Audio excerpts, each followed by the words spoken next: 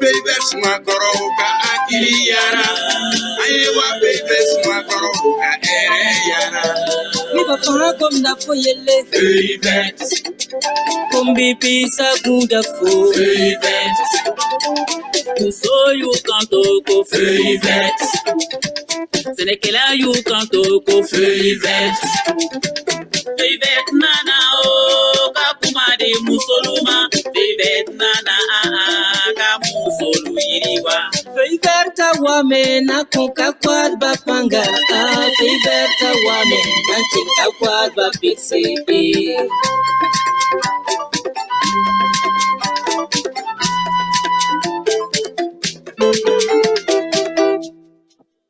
Hi everyone and welcome. Bonjour tout le monde, bienvenue à notre événement de ce jour. Et il s'agit de la conversation interne à propos de l'égalité des genres. Et je suis ravie d'être ici, d'être avec Caroline Monpetit et Alimata Konaté, et qui ont été avec nous pour ce projet dont nous allons parler aujourd'hui. Et cet événement se déroula en français et en anglais.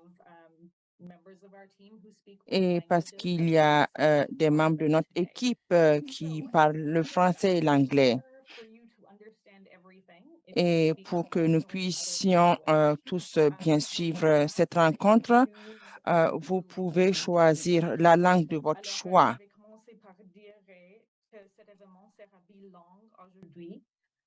Et je vous demande de choisir votre langue pour la traduction.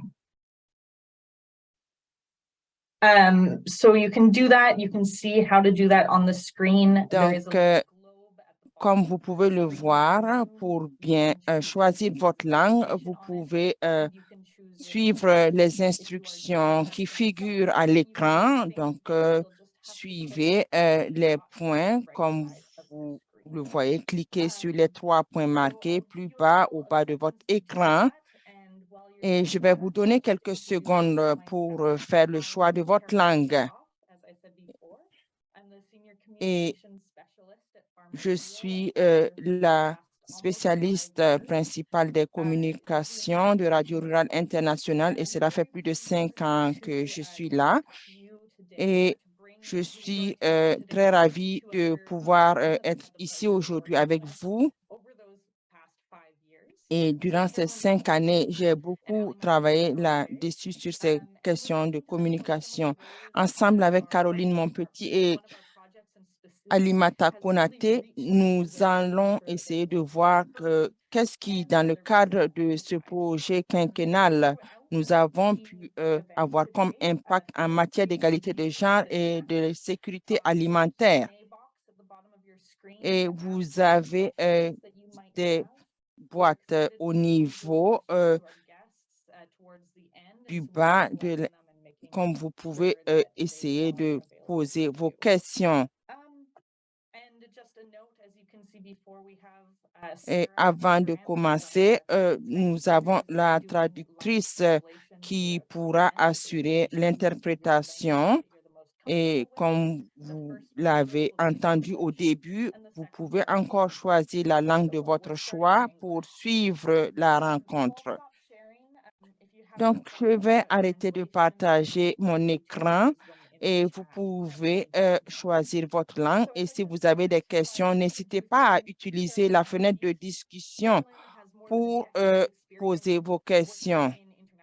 Donc, avant, je vais donc passer la parole à Caroline Monpetit qui va nous introduire. Et elle est la responsable du programme. Et elle s'occupe surtout de l'intégration, la prise en compte de l'égalité des genres dans chacun de nos programmes au sein de RRI. Elle essaie de voir dans quelle mesure cela est assuré au niveau de toute l'Afrique subsaharienne. Et également, comme vous le voyez, nous allons revenir à Alimata plus tard. Donc, Caroline, vous pourrez nous parler un peu de votre poste, surtout en ce qui a trait aux activités entourant l'égalité des genres et leur intégration dans tous les programmes de RRI. Merci beaucoup.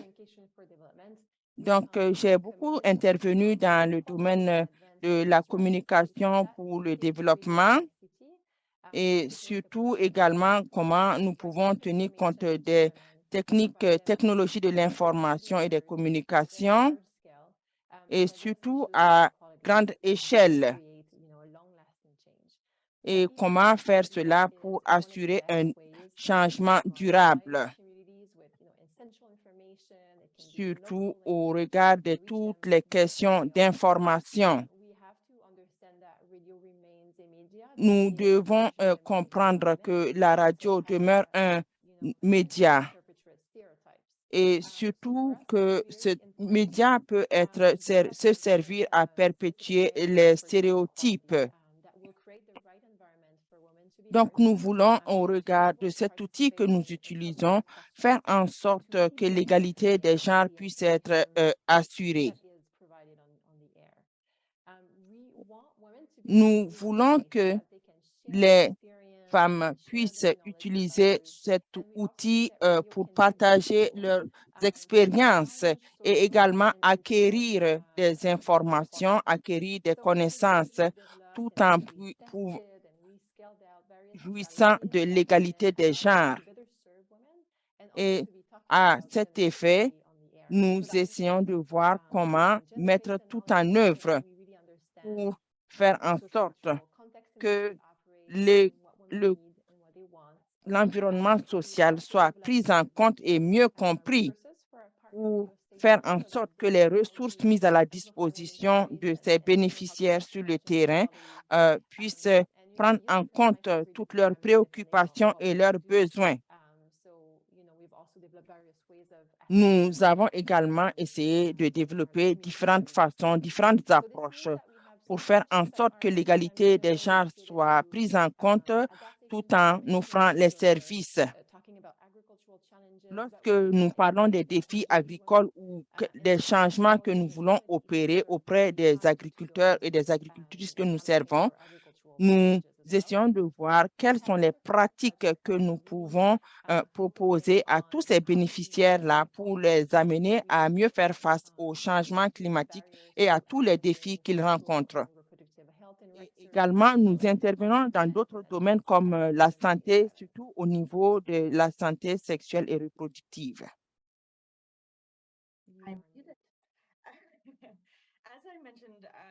Comme je l'ai mentionné avant le lancement de cet événement, nous voulons essayer de voir comment nous allons donner un aperçu de tout ce que nous faisons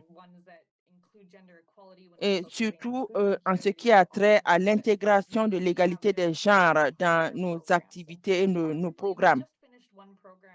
Nous venons de terminer surtout un programme, un projet qui a pris en compte ce domaine-là. Et ce projet concerne et se nomme Voix de femmes à grande échelle. Il a eu lieu au Ghana, au Burkina Faso, au Sénégal. Et parfois, nous pouvons avoir l'impression qu'il s'agit de projets qui ont trait à des défis ou des préoccupations basiques. Mais nous avons surtout essayé de voir dans quelle mesure nous tiendrons compte davantage des préoccupations et des défis rencontrés par les femmes, et surtout pour aider les communautés à prendre des décisions éclairées. Et à cet effet, nous avons essayé de voir dans quelle mesure associer la radio et les TIC pour pouvoir avoir un impact plus percutant. Ce que nous avons donc essayé de faire, c'est de mettre en place une plateforme, et ce, en collaboration avec les stations de radio et surtout travailler dans le domaine de la sécurité alimentaire. et de l'égalité des genres. À cet effet, nous avons apporté un appui et surtout des formations, et ce pour faire en sorte que les émissions offertes par les stations de radio fournissent des informations qui puissent aider les bénéficiaires de ces émissions radiophoniques à prendre des décisions éclairées. Et ces émissions visaient également à apporter les informations requises pour la prise de décisions éclairées, mais également à permettre aux auditeurs et aux auditrices d'exprimer leurs préoccupations, leurs opinions. Surtout, permettre aux femmes d'exprimer leurs opinions, ce qui était très important pour nous, pour renseigner les contenus proposés dans les émissions. Et par la suite, nous avons donc travaillé avec les communautés elles-mêmes pour comprendre ce qui se passait au niveau de leurs préoccupations, de leurs difficultés qu'elles rencontraient sur le terrain. Vous aviez mentionné le fait que vous vouliez surtout travailler avec les communautés locales.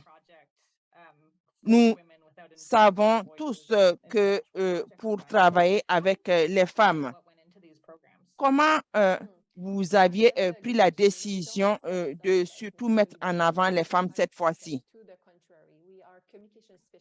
Et donc, cette fois-ci, en tenant compte du fait que nous sommes des spécialistes en matière de communication, nous nous sommes rendus compte que nous avions des ressources à notre disposition et que nous pourrions mettre à la disposition de ces personnes-là.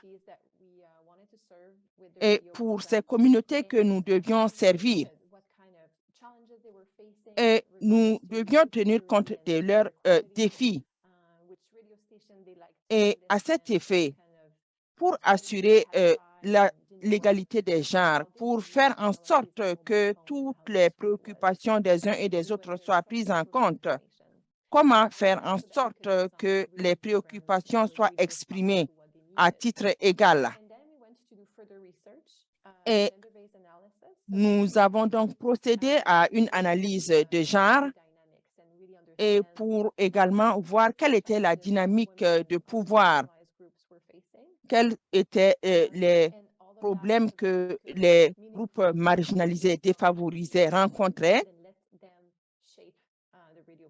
Et à cet effet, au regard de toutes les informations recueillies sur le terrain, nous avons pu renseigner les contenus que nous avons proposés à travers les émissions diffusées à l'antenne.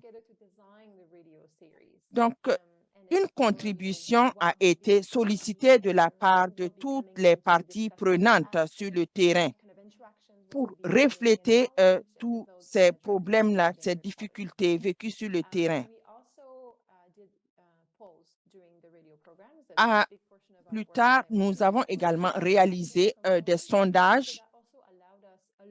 Tout cela nous a permis au fil du temps de voir quel était le niveau de satisfaction par rapport aux émissions proposées et également pour savoir s'il était possible d'adapter et d'améliorer les contenus proposés. Nous avons pris le temps, lorsque cela était possible, de rencontrer les membres des différents auditoires pour écouter leurs préoccupations et également tenir compte des contextes locaux pour nous assurer que le reste des émissions proposées tenait compte des réalités. En ce qui a trait aux décisions qui devaient être prises pour les contenus des émissions, je pense que nous pourrons, par exemple, pour citer l'exemple du Sénégal, je pense que vous avez mentionné, Caroline, que vous avez été auprès des communautés. Vous pourrez nous en parler plus tard.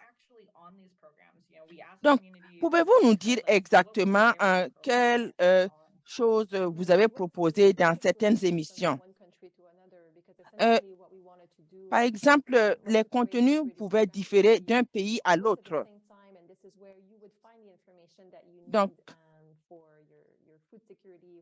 par exemple, pour la sécurité alimentaire,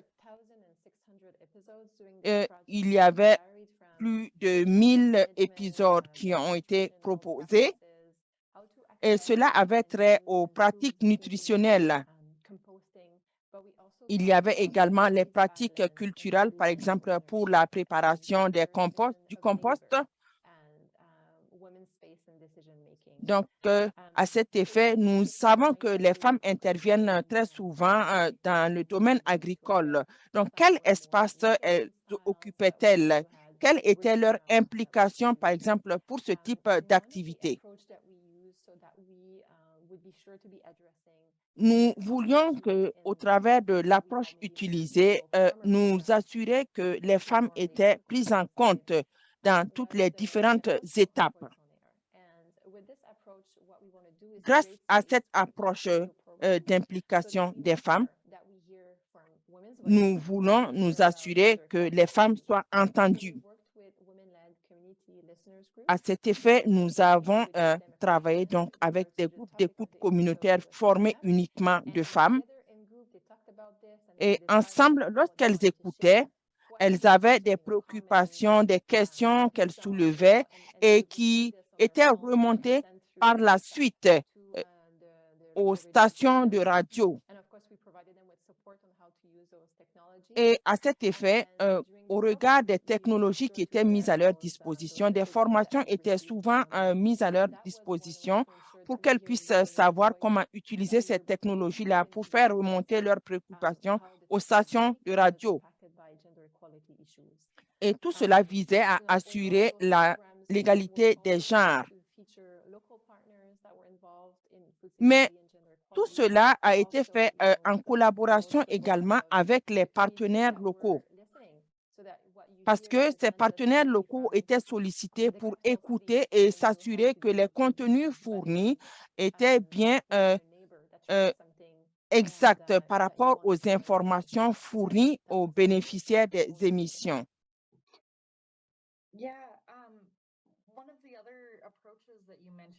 Une autre approche que vous avez mentionnée, c'est que, par exemple, vous avez à un moment donné du projet utilisé des feuilletons radiophoniques. Donc, en fait, avec l'approche des feuilletons radiophoniques, c'est que c'est une approche fictive.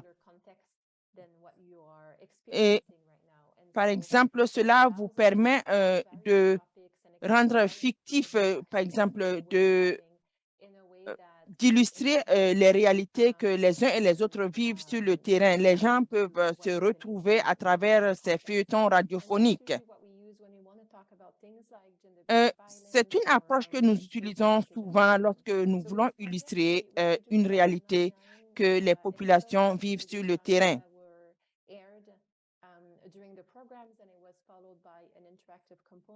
Par exemple, lorsqu'une émission est suivie sur le terrain,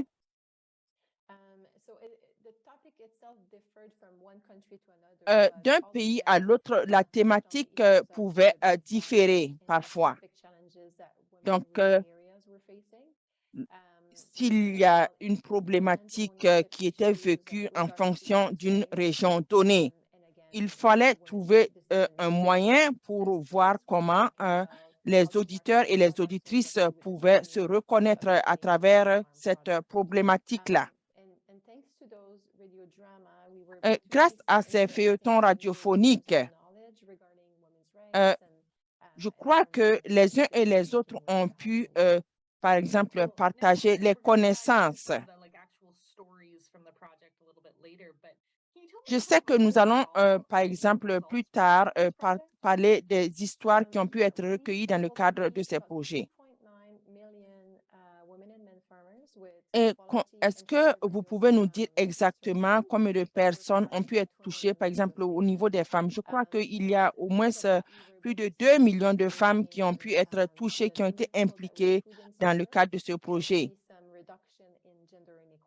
Et je crois que dans le cadre de ce projet, je dirais qu'il y a eu vraiment un fossé qui a été comblé au niveau de la prise de décision, au niveau de l'implication des femmes, par exemple, dans les questions qui devaient être prises en compte par rapport aux préoccupations des questions agricoles sur le terrain. Et également au niveau de la confiance par rapport à l'expression des préoccupations par les femmes. Comment est-ce qu'elles se sentent plus à l'aise de s'exprimer, de vraiment faire connaître leurs problèmes. Donc, je crois que tout ce projet a permis à cette composante de la société, des communautés, de pouvoir mieux s'exprimer.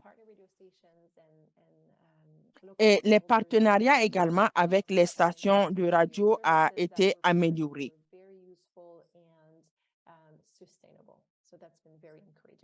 Donc, ce sont des résultats très encourageants que nous avons pu récolter.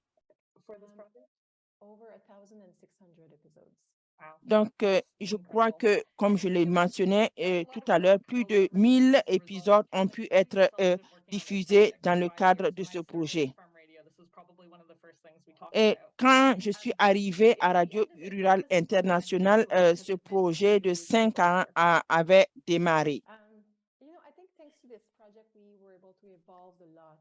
Grâce à ce projet, nous avons beaucoup évolué en tant qu'organisation et surtout au niveau de nos formations que nous proposons aux stations de radio. Une composante intéressante de ce projet, c'est notre partenariat avec les parties prenantes, surtout au niveau du volet de conception. Parce que nous avons pu essayer de voir comment les organisations des femmes pouvaient s'impliquer davantage dans l'utilisation de la radio interactive. Et nous avons remarqué quelle était l'implication impressionnante que ces partenaires-là, ces parties prenantes-là pouvaient nous rapporter à travers les informations et les ressources dont nous pouvons bénéficier de leur part. Et nous remarquons que lorsque vous donnez de l'espace, vous offrez un espace aux femmes pour qu'elles puissent s'exprimer, vous pouvez en bénéficier énormément. Et elles vont toujours profiter de cet espace que vous leur offrez. Nous avons une journée pour pouvoir en parler, mais je pense que je vais me tourner vers Alimata pour qu'elle puisse nous donner une idée de ce qu'elle a pu faire et expérimenter dans le cadre de ce projet. Et la prochaine partie de notre événement va se dérouler en français et nous allons donc avoir une traduction en anglais. Pour ceux qui souhaitent suivre en anglais, vous pourrez donc choisir l'anglais pour suivre la traduction. Merci. Donc, je vais présenter Alimata. Elle est la responsable des innovations numériques au niveau francophone. Elle est basée au Burkina Faso et cela fait quelques années qu'elle est à RRI. Et donc, elle travaille surtout à voir comment amplifier la voix des femmes. Merci beaucoup. Okay. Alimata, à vous et à Caroline. Merci. Bonjour Alima. Bonjour Caroline, bonjour tout le monde. Donc, Alima, toi et moi, on travaille ensemble depuis plusieurs années, entre autres sur les questions d'égalité des genres, mais je pense que la plupart des gens ici te connaissent peut-être pas. Donc, est-ce que tu peux commencer par me parler de toi et de ce que tu fais à Radio Rurale Internationale? Oui, bien sûr. Je suis Alimata Konaté, chef d'équipe régionale des innovations numériques pour les pays francophones. Et également, je suis également point focal genre de notre département au sein de Radio Rurale Internationale. Qu'est-ce que je fais dans le cadre de nos projets, de la mise en œuvre des projets au niveau des pays? J'accompagne nos équipes à pouvoir développer des solutions d'innovation, des solutions à mettre en œuvre les projets, à accompagner les radios avec les solutions au niveau technologique pour permettre l'interactivité au niveau des radios et surtout pouvoir donner la possibilité à avoir une communication, une interaction de masse au niveau des communautés des radios. Mhm. Et dans le cadre de ton travail, comment est-ce que tu t'y prends pour t'assurer qu'on puisse entendre la voix des femmes? Alors, nous avons une solution que nous appelons ELISA et c'est à travers cet outil, plateforme, basé sur un serveur vocal interactif que nous arrivons à recueillir des commentaires, à recueillir les préoccupations de nos auditeurs et auditrices afin que les radios puissent les utiliser dans la production des programmes. Alors, la plateforme ELISA, pourquoi ce contexte, pourquoi cette solution que nous utilisons? Parce que quand on parle de communication interactive, on parle de radio interactive, la radio est écoutée généralement par des milliers de personnes, ils ont des couvertures, des grandes couvertures, et il y a des milliers de personnes qui les écoutent, les radiodiffuseurs, et ces personnes-là souhaiteraient participer. Nous, nos préoccupations en matière de communication pour le développement n'est pas seulement de diffuser l'information, de partager des solutions. Nous voulons vraiment travailler avec les communautés. Nous voulons permettre aux communautés de pouvoir prendre parti, de pouvoir faire remonter leurs préoccupations au sein de la radio. Donc, les radios n'ont pas des ressources nécessaires à pouvoir recueillir beaucoup de questions parce qu'ils n'ont qu'une seule ligne. Donc, la solution ELISA nous a permis de gérer des appels de masse pour permettre, si des milliers de personnes au niveau des communautés veulent participer à une émission, qu'il n'y ait pas de limite, que ces personnes-là puissent participer en toute liberté et que la ligne de la radio soit à tout moment ouverte. Également, au niveau des radios, que ces radios puissent avoir un système d'analyse systématique des données collectées au niveau des communautés afin de pouvoir améliorer le contenu. Donc, en gros, ELISA est utilisé comme une plateforme de sondage interactive qui permet aux agriculteurs et aux agricultrices, à nos auditeurs, d'exprimer leurs opinions, de relever leurs préoccupations, de partager les pratiques courantes et les données sont analysées systématiquement sur la plateforme. Les radios vont exploiter ces données-là et sur la base de ces informations collectées au niveau des communautés, ça les permet de produire des émissions qui répondent à leurs besoins réels.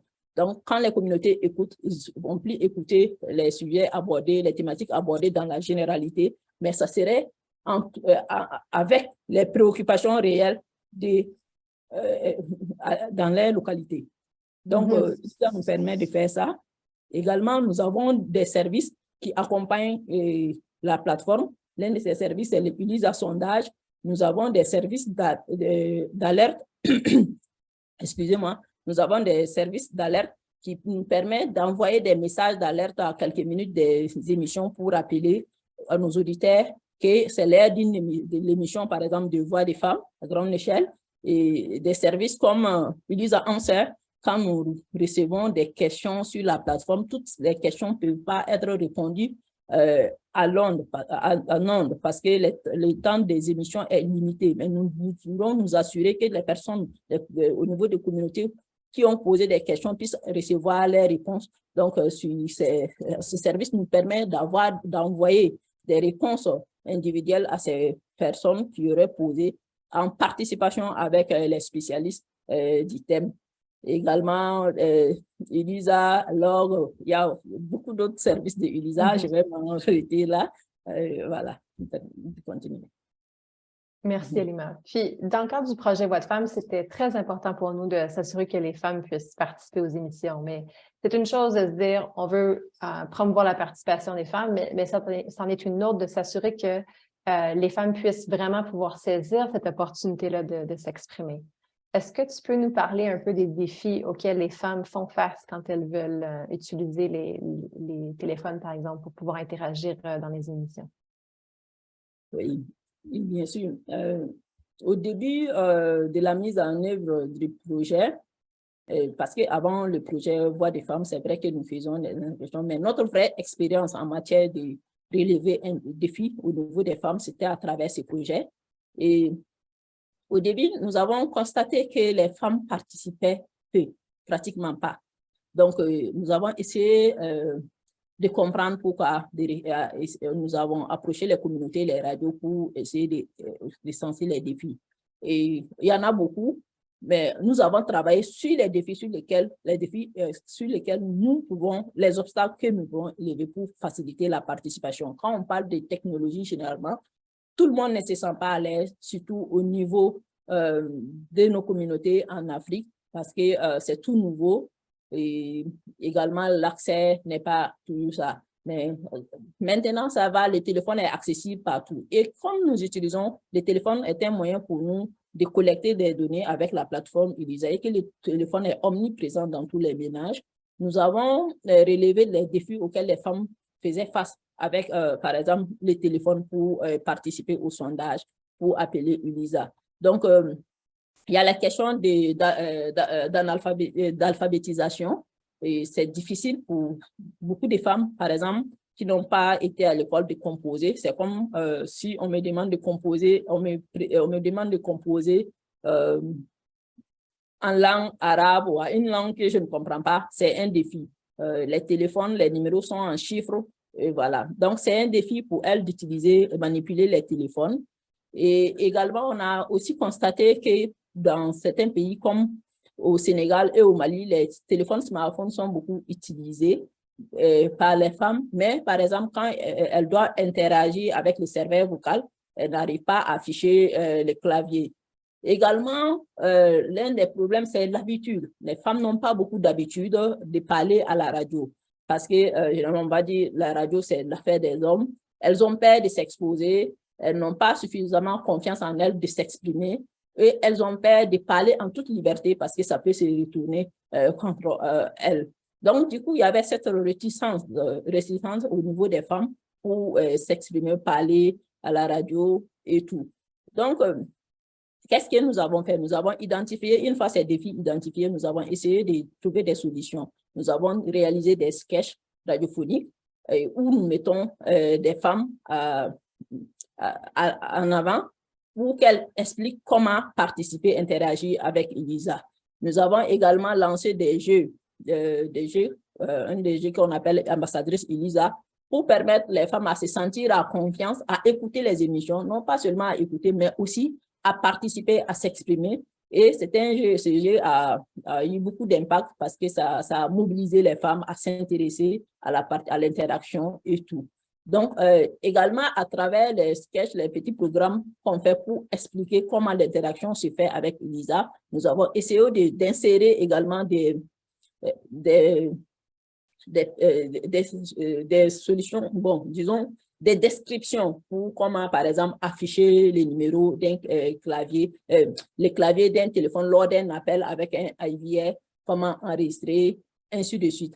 Mais les défis pour ce qui est de composer les numéros, ça, par exemple, c'est avec au sein de la communauté même que nous avons trouvé une solution pour ça. Oui, justement, est-ce que tu veux nous en parler un peu plus? Parce que je sais que quand tu as été visiter les communautés, tu as pu observer de quelle façon est-ce que les autres membres de la communauté et les radios se sont mobilisés pour accompagner les femmes dans le processus d'interaction. Est-ce que tu veux nous donner une histoire pour nous permettre de comprendre comment ils ont fait ça? Oui, pour la petite histoire qui m'a marquée, disons qu'au début, personnellement, on n'avait pas cette conscience-là, que ça pouvait être difficile pour les femmes qui n'ont pas été à l'école, qui n'ont pas eu la chance d'être alphabétisées, de composer. Donc, ça faisait partie des défis qui les empêchaient de participer. Peut-être qu'elles n'en parlent pas, mais c'était vraiment un problème. Il y avait cette dépendance-là. Si elles veulent participer à une émission ou elles veulent appeler, il faut toujours qu'elles demandent de l'aide à son mari, à des proches, il faut chercher. Donc, alors que les émissions, les temps de participation, souvent, ce n'est pas évident. Donc, lors d'une visite au sein d'une communauté à environ 300 kilomètres de la capitale. Nous avons eu la chance de rencontrer des groupes d'écoute communautaires que nous avions installés là-bas. Et il y avait des groupes d'écoute communautaires mixtes, il y avait des groupes de communautaires de femmes. Et il y a également des femmes du village qui étaient sorties. Donc, j'ai eu à faire une petite démonstration, présenter Elisa, essayer d'échanger avec elle, quels sont les défis, comment elle trouve Elisa, est-ce qu'elles arrivent à utiliser facilement et tout.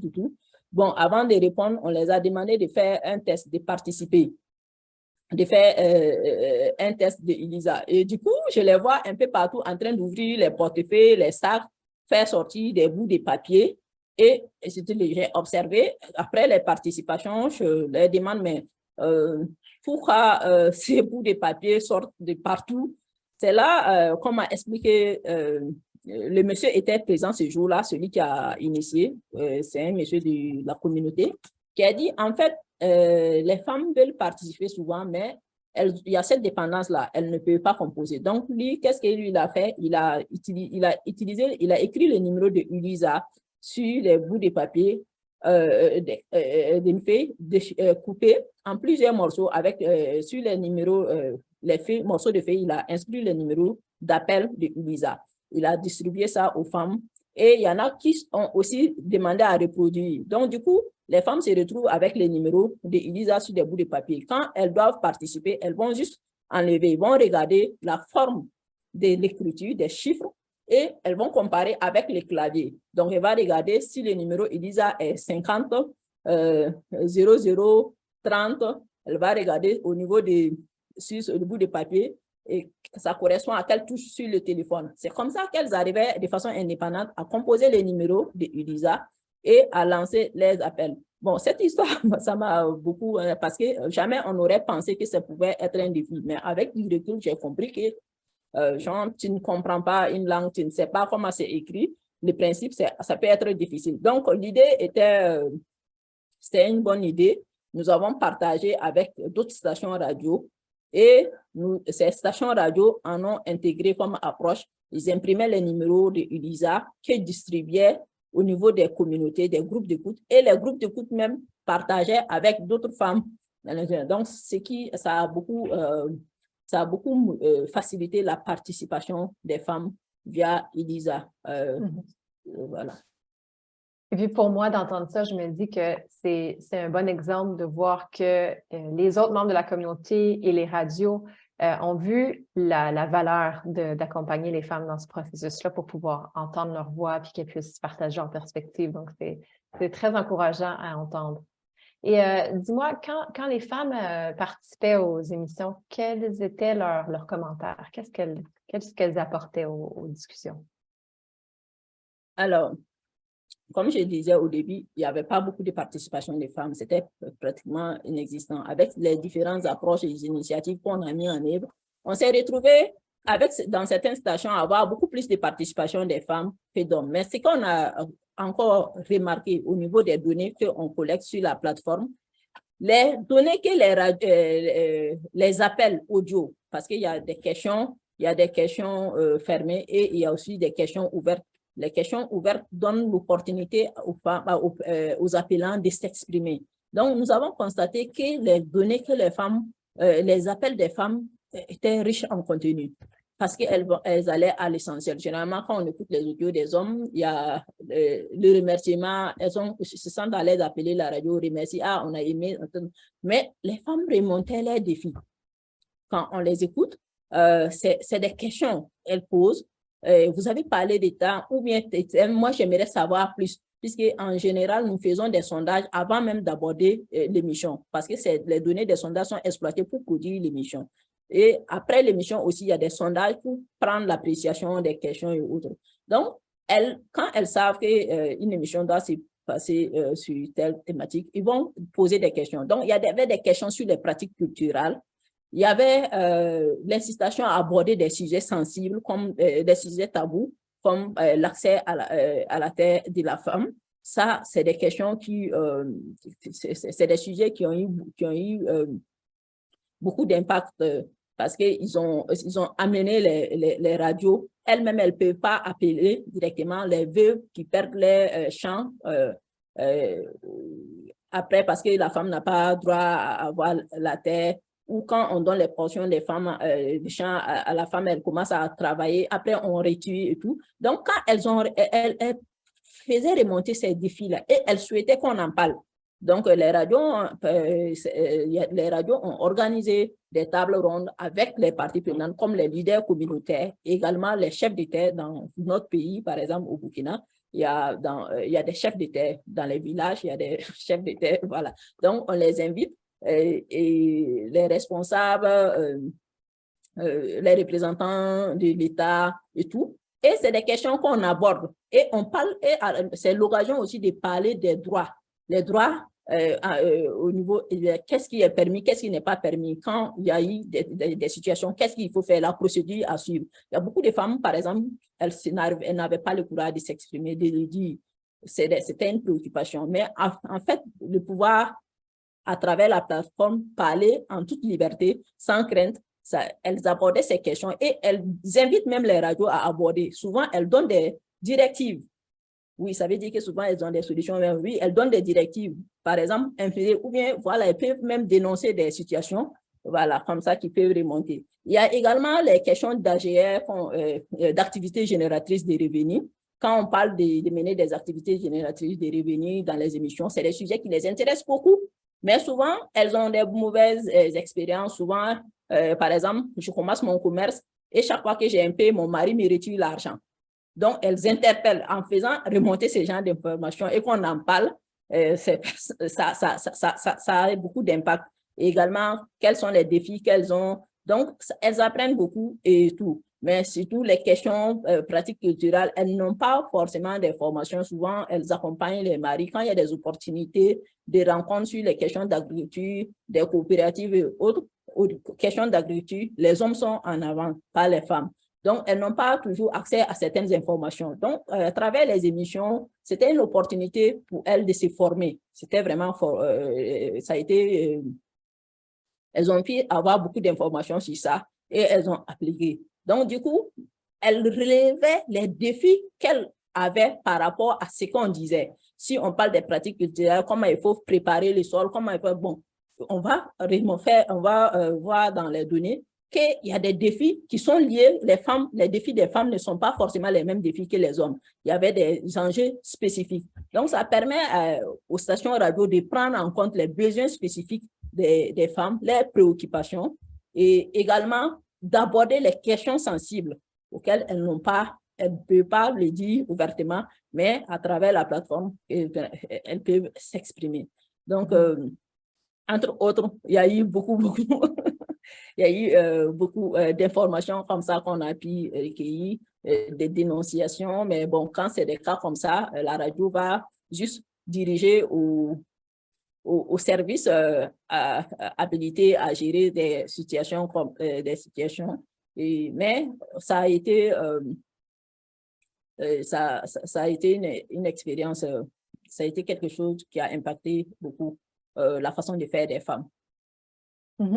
Puis toi, Halima, tu as eu la chance d'aller rencontrer les communautés d'écoute à quelques reprises, puis tu nous as déjà donné quelques exemples des changements que tu as pu entendre les femmes nous raconter. Mais qu'est-ce que tu as pu observer quand tu as rencontré les femmes? Qu'est-ce qui a changé réellement dans leur vie maintenant qu'elles avaient l'opportunité peut-être de s'exprimer ou d'utiliser la radio pour faire remonter des informations?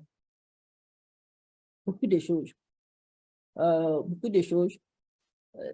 Premièrement, à chaque fois, c'est vraiment, c'est comme on a été libéré. Je peux parler. J'ai droit à la parole, je peux m'exprimer, je peux dire, même si je ne peux pas le dire directement, je peux dire à la radio. Il y a des sujets qu'on peut apporter en fonction des groupements, les groupes d'écoute, par exemple, qu'on a installés également. Ça a permis aux femmes, parce que quand elles se regroupent, elles se regroupent pour écouter l'émission, après, elles restent pour discuter. Donc, lors de ces discussions, il y a beaucoup, elles parlent de beaucoup de choses, de leurs défis et autres.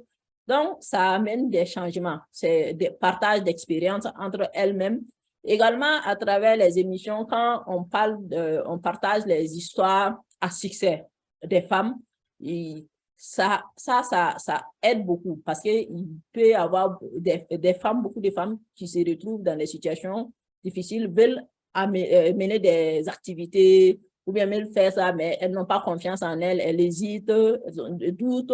Ben, quand elles entendent que d'autres femmes ont pu réaliser ça, ça booste leur confiance. Mais voici, elle a pu faire. Donc, je peux aussi essayer. Donc, ça a motivé beaucoup de femmes à se lancer. Et également, la communication. La communication, que ce soit au sein du couple, parler de ces défis au mari ou même à travers l'organisation, s'approcher des radios. Par exemple, il y a des choses, si ce n'est pas individuel, comme elles sont organisées, elles peuvent faire passer l'information au niveau de la radio pour aborder. Mais également les pratiques culturelles. Ça, on a eu beaucoup de retours à ce niveau, beaucoup de choses que les femmes ne savaient pas.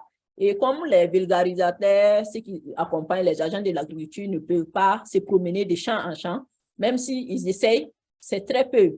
Donc, elles n'ont pas toujours, elles n'arrivent même pas à les rencontrer. Donc, quand on donne la parole à ces vulgarisateurs, à ces agents d'agriculture, à la radio, de parler des techniques agricoles et autres, elles écoutent, c'est très important pour elles parce qu'elles apprennent, ça les forme en même temps. Donc, du coup, avec le projet, elles enregistraient sur les téléphones, sur les postes radio. On a aussi permis le téléchargement un peu au sein des communautés via Bluetooth des contenus. Donc, au moment où elles ont besoin, elles peuvent réécouter. Souvent, c'est la radio qui redivise, des associations qui demandent à la radio, ben, vous aviez fait des émissions dans les temps. Est-ce que vous pouvez refuser? C'est le moment. Donc, ils motivent les gens, les radios, à être redevables sur les questions de redevabilité. Également, l'impact, je pense que le fait que on sait qu'elles vont plus se taire sur certains sujets, qu'on aborde la question, il y a des choses qui vont plus se passer et excusez-moi, il y a des choses qui ne vont pas passer facilement, voilà, parce qu'elles vont dénoncer. Avoir la possibilité de pouvoir dénoncer, c'est sans pour autant s'exposer, elles savent qu'elles ont ça. Également, elles ont eu à tisser des relations avec les stations radio. Les stations radio, elles font la promotion de leurs services de leurs produits, la vente et tout. Donc, ça a été comme on avait ouvert un canal de communication entre les groupements des femmes et les radios. Et qu'elles puissent, ce qu'elles ne peuvent pas dire à la maison, ce qu'elles ne peuvent pas dire à voix haute, elles peuvent s'organiser et trouver des solutions. Également, elles invitent elles appellent même les émissions ordinaires des radios et autres, les émissions à thématique, elles appellent et comment dirais-je, elles invitent aussi également les radios à aborder des sujets sensibles, elles partagent leurs défis. Et je pense qu'on pourrait continuer à en énumérer pendant longtemps, ne serait-ce que je vois. Merci beaucoup, Halima. Je pense que c'est encourageant de voir ces changements-là, mais aussi d'entendre que ça ne s'est pas juste arrêté aux émissions du projet, mais que ça va beaucoup plus loin. Oui. Merci. Merci. Thank you both so much. There's so much interesting things going on. Merci beaucoup pour toutes ces belles choses que vous avez partagées avec nous et nous pourrions continuer à en parler. Et sur cette note, nous voulions vraiment nous arrêter pour voir s'il y a des questions que vous souhaiterez poser à nos différents intervenants. Vous pouvez donc utiliser la fenêtre de discussion pour les poser ou même ouvrir votre micro pour poser votre question. N'hésitez pas à lever la main pour intervenir. Et en attendant, Je pourrais poser une question à Caroline sur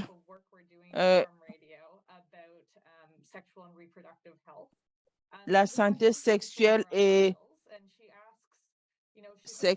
reproductive. Je vais voir si je trouve la question. And so can you speak a little briefly about the iHeard project as an example of one of our projects in this space? Yeah, so the iHeard project, it's another one that is funded by Global Affairs and it's done in collaboration. Il s'agit and with, Mary Stephen du projet eHeard. So this project has 3 pillars. We're addressing the communication needs, Ce projet est composé de 3 piliers. technologies like mobile phone. We are also addressing the issues Et on the dans ce education side and projet, the, nous health side. tenons with compte ASAP and de, local partners to du provide, volet access technologique. services as possible. Nous essayons de voir quels sont les partenaires locaux qui sont sur le terrain et quels sont les services que ces partenaires locaux offrent, et surtout en ce qui a trait aux défis que les jeunes rencontrent dans ce domaine, et également quel est le problème que les filles rencontrent au niveau de l'abandon des études. Tout cela, nous savons que ce sont des problèmes qui entourent les questions de santé sexuelle et reproductive. Comment les uns et les autres également peuvent avoir une meilleure compréhension du consentement lorsque nous parlons de tout ce qui a trait aux relations sexuelles. Est-ce qu'il y a d'autres questions? Donc, sentez-vous libre de vous poser vos questions ou de donner vos impressions.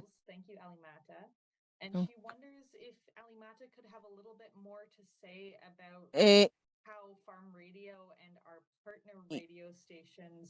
il y a une personne, quelqu'un qui voudrait savoir, Alimata, comment est-ce que vous avez procédé par rapport aux hommes qui ont peut-être opposé une certaine résistance par rapport à l'ouverture ou à la façon dont les femmes ont réagi dans le cadre de ce projet? Est-ce qu'il y a des hommes qui ont opposé une certaine résistance à cette ouverture des femmes, qui ont pu trouver une certaine liberté de mieux s'exprimer dans le cadre de ce projet-là? Comment est-ce que vous avez trouvé d'autres solutions pour surmonter cette difficulté-là? D'accord. Alors, avant même de commencer à donner les émissions, les radios déjà ont été formées. Nos partenaires des radios ont été formés sur... On sait que les questions des gens sont sensibles. On s'attendait à surtout que quand les femmes abordent certaines questions, ils peuvent avoir des conséquences après pour elles. Donc, nous avons eu à former les partenaires radio sur les approches en matière de communication, comment ils peuvent aborder les questions genre sensibles. Ils ont impliqué les leaders communautaires, ça a beaucoup aidé. Ils ont aussi impliqué les spécialistes des questions, mais au niveau des les voix des femmes, ça pouvait être par exemple difficile, par exemple pour un homme d'aborder, comment dirais-je, d'indexer, parce qu'on s'assurait également de mettre les femmes en sécurité sur certaines questions sensibles. Quand les données, entre autres, les données reçues des sondages, certaines données comme des voix des femmes, on sait qu'on peut reconnaître, ça peut mettre ces questions. On emporte la question sans pour autant aborder, exposer la personne. Il y a ça. Il y a eu l'implication des hommes. Il y a eu l'implication des hommes. Parce qu'on a compris que les choses peuvent, on ne peut pas avoir de changement en disant non, On a impliqué des hommes, on a partagé l'histoire des hommes. Il y a eu beaucoup de préparation politique, un accompagnement, tout. Et on a aussi parlé des questions des droits, les droits des femmes.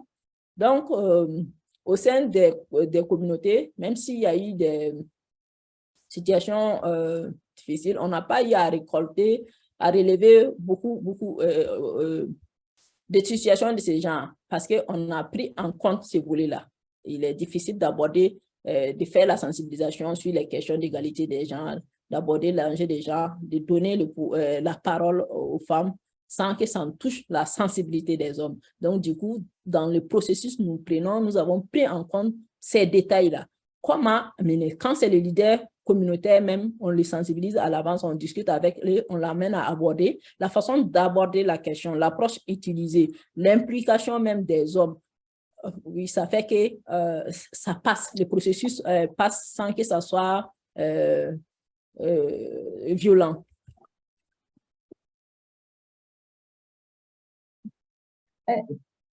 Thanks, Alimata. Maybe I'll ask a little bit. Merci beaucoup, Alimata. Et je voudrais que vous puissiez peut-être vous exprimer davantage, parce que je sais que nous avons eu un concours meilleur mari ou quelque chose comme ça. Peut-être que, est-ce que Caroline, vous pouvez nous dire un peu plus par rapport à la façon dont nous pourrions encore travailler à améliorer davantage l'égalité des genres? Et lorsque nous avons procédé à l'évaluation à mi-parcours, nous avons effectué une série sur les questions spécifiquement de l'égalité des genres. Et nous avons essayé de voir qu'est-ce que les gens, les uns et les autres pensaient de cela, surtout au niveau des femmes. Et parce que nous nous sommes rendus compte que pour avoir vraiment un changement, il fallait impliquer tout le monde. Et à cet effet, nous avons essayé de voir comment promouvoir une image positive des hommes plutôt que d'aller à l'encontre. Et il fallait trouver des moyens innovants, des façons originales de le faire. Et pour cela, il fallait donc peut-être trouver des invités pour que des gens qui font la promotion, qui défendent, qui sont des champions, par exemple, de toutes ces questions de l'égalité de genre, mais qui soient des hommes qui comprennent, qui peuvent expliquer et appuyer la raison d'être de la défense des questions de l'égalité des genres. Et également voir comment travailler à faire comprendre aux uns et aux autres la réaction des femmes par rapport à la violence. Donc, Alimata, je crois que les exemples que vous nous avez fournis sont vraiment explicatifs de l'impact que nous pouvons avoir à travers ce type de projet que nous avons mis en œuvre. Et également, Caroline, votre dernier exemple est très illustratif. Et je veux vraiment remercier tout un chacun de ceux qui sont en Afrique, ceux qui sont à Ottawa, toutes les équipes pour tout le travail abattu. Et je pense qu'il y a la fille de M. Atkins qui dit dans la fenêtre de discussion que son père, George Atkins, aurait été très heureux, très ravi du succès que le projet Voix de femmes a pu enregistrer. Avant de terminer, je voudrais remercier beaucoup tout un chacun de vous. Merci pour la traduction et nous apprécions cela. Et en arrière-plan, il y a toute l'équipe de la communication et des collectes de fonds. Et nous voudrons également remercier Affaires mondiales Canada qui a permis, grâce à son appui financier, la réalisation de cet événement. Merci à nos donateurs et à nos donatrices. Et vous faites partie des personnes qui permettent vraiment que ces types d'activités et ces projets puissent vraiment permettre vraiment nous aider à avancer et à réaliser ce type d'activité sur le terrain. Et nous apprécions beaucoup vraiment cet appui-là. Et si vous souhaitez en savoir plus par rapport surtout à l'aspect technique de ce projet, nous allons avoir un webinaire le 29 mars qui va vous donner plus de détails sur tous les aspects de la mise en œuvre et de tout ce que nous avons pu mettre en place pour une bonne exécution de ce projet. Et donc, voici ce qui nous amène à la fin de cet événement d'aujourd'hui. Et merci à Caroline, à Alimata et à tout un chacun de vous d'avoir été ici aujourd'hui. Merci et bonne fin de journée.